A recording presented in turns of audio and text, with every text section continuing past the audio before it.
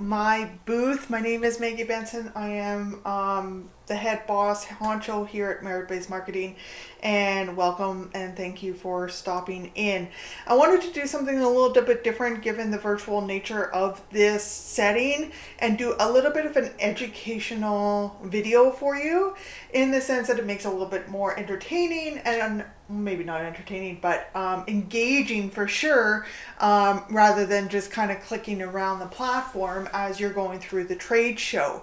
So I decided to focus on email marketing in particular because I was talking to a client of mine that's here in the valley, and she had started offering a new services, and I didn't know about it. And one of the reasons I didn't know about it was because she doesn't have any email marketing. She was relying on social media to get her message out about this program that she was offering. And with social media, especially myself, I actually am not on social media all the time. And the way social media works, and the low, constantly dropping engagement rate that the platforms are imposing both on Instagram and Facebook. I didn't see the post, so I didn't know about it. And I said to her, well, if you had email marketing, I know I would have saw it. So I wanted to address that. Take this opportunity to address it, be a little bit educational. We know from, as we being marketers know within the industry, that email marketing, and it doesn't have to be spammy. If that's the first thing in your mind is that I get all those spammy emails, that doesn't need to be spammy, and I'll get into that. We know in the marketing industry that email is actually the number one way to drive revenue. And consumers that purchase products or services through email spend 138% more than those who don't receive email offering. Social media is great and fantastic.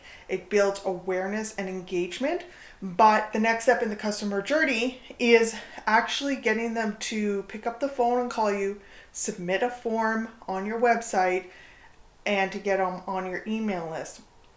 Really, really important if you have a sales process that's quite long. People might be interested in your services but not ready to buy right now. Get them on your email list to get them engaged. So why email marketing? Well, it does depend if you're targeting other businesses or if you're going straight for consumers. Here are some stats that are quite recent for B2B. We know that email is the third most influential source of information for B2B audiences. Most business professionals, as myself included, prefer email over any other form of communication. To be honest, if I can get on your email list, guaranteed I will forget about you. That's just the nature of how I think. Click-through rates are higher in B2B emails than, say, necessarily B2C. Just something to think about if that's your audience. And again, it's the most effective channel in terms of revenue generation. One of my clients, and I never talk about who my clients are out of their privacy, but one of my clients, I know from Google Analytics year after year after year that their revenue generation is coming from their email. Now, is that their original source of where those people came from? No, they're coming from, public relations outreach, and they're coming from our social ads, and they're coming from Google ads, and they're coming from SEO. They're hitting the website and then they're joining the email. But when they're making sales, it's coming from our email blasts. Super, super important, and I have the data to back that up. If you're targeting consumers directly, still really important, but the strategy will be a little bit different. Again, you can pause the video, read the stats. I'm not going to read them out, but just the summary of it is still super important, but the strategy is a little bit different, whether you're B2B or D2C. So you might be thinking, well, what do I send? Again, it depends on your business, and I know that. But things you can include are company updates, awards or accomplishments, user-generated content from social media. People actually really like that. So if someone's tagging you on social media, save that, reach out to that person, get their permission to then use it in your own marketing, including your emails. Tips and tricks, depending on what your trade is. Educational content. So we'll often write a blog for our clients based on SEO practices will then use that blog and send out an email blast and take snippets of it and send it out on social media, and it's called content syndication. So we're hitting many different avenues of a marketing plan with our clients through one blog. SEO, email, social, all through one thing.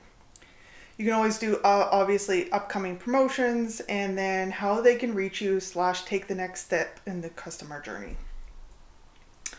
When do you send it? This is where people are like, well, I don't want to be too spammy. No, you don't want to be spammy. You don't want to be sending out emails every single day. You will get the unsubscribes by doing that. Once a month. That's all you need to do. And I would say everybody is capable of sending out a newsletter once a month. Doesn't matter how big your business is. Once a month, at minimum, that will keep you in front of mind with appropriate clients. I have one email blast that I'm on. He's a photographer out of Seattle that I've taken courses from that I really enjoy. He sends it out once every 2 months.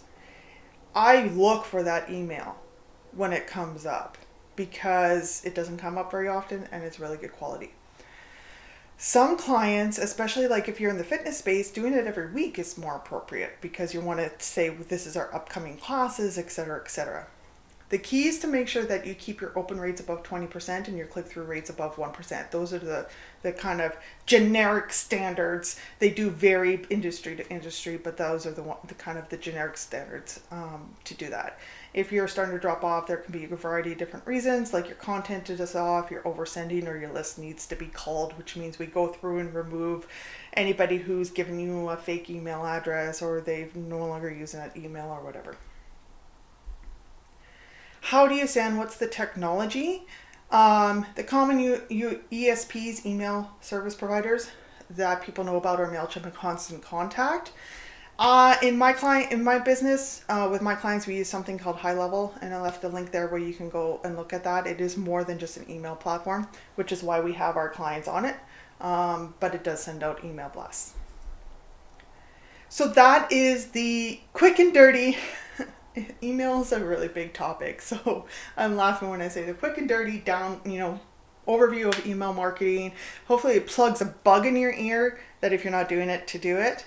If you need to reach out to me for any reason, here's my contact information. Take a screenshot of it so that you can come back to it. And if you want to book a consultation to talk about this, or quite honestly anything, our agency specializes, we do web design, and then we primarily specialize in SEO and digital advertising, so Google Ads, social ads, and then we also tie in social media and email marketing around those, but we really are focused on lead generation for service-based businesses is what we actually do.